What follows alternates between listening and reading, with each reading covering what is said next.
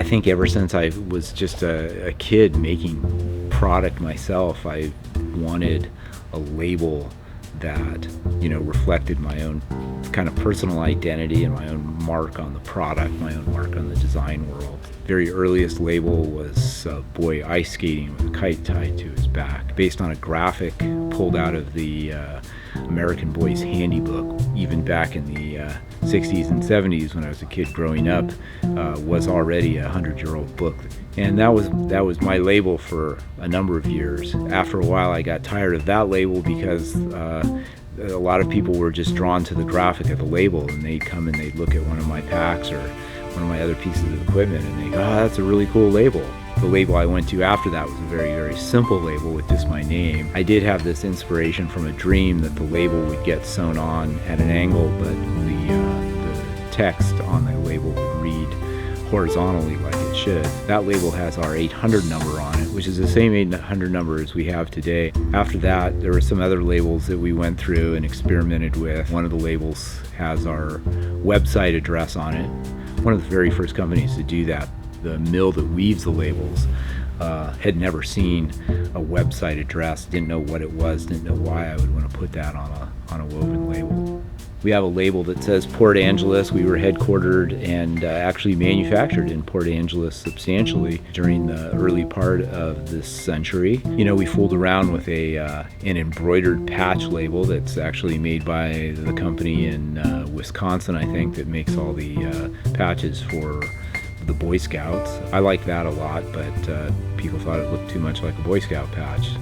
For a while we manufactured under the label Black Bag, and that was basically the result of me having gone to a friend's birthday party and everybody knew my name and I didn't know anybody there, and I thought that was a really weird feeling. So we changed the name of the manufacturing part of the company to Black Bag, and that didn't work out very well because then everybody would come in and say, "I don't want Black Bag products, I want Tom Bin products." In about 2005, I started fooling around with graphics from some of the old luggage labels from the 19-teens and 20s and came up with more or less what's our current label. The Farnham Jabiru was an old airplane made in the 1920s, and that's what's featured on our label pretty predominantly. In designing that label, we really wanted to play around with the idea that that sort of harkening back to the time where travel was this really fun, exciting thing, which for most of us, it still is a fun, exciting thing. You'll notice on the label below the airplane that the more wildernessy or outdoor themed products, like our backpacks, for example, have a mountainscape below the airplane, and the more urban city packs have a cityscape. The largest label is featured on the Guides pack and the Founder's Briefcase.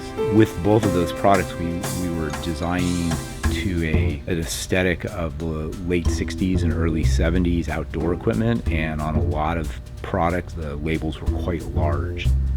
People might look at the labels and think they're embroidered, and embroidery is something that you add thread to some existing fabric. All of our labels are damask woven, so they're produced on machines that all they do is weave these very high resolution threads to create the images woven directly into the fabric. In terms of the tagline underneath the airplane, we fooled around with a number of different themes there. For a long time it said portable culture, what you sit on the bus with, what you drive to work with, or ride your bike or walk. However you go every day, the stuff you take out into the world is your own personal culture. We had it on there for a long time, and now we're coming back to it. The stuff that you bring out into the world every day with you is your own little portable culture.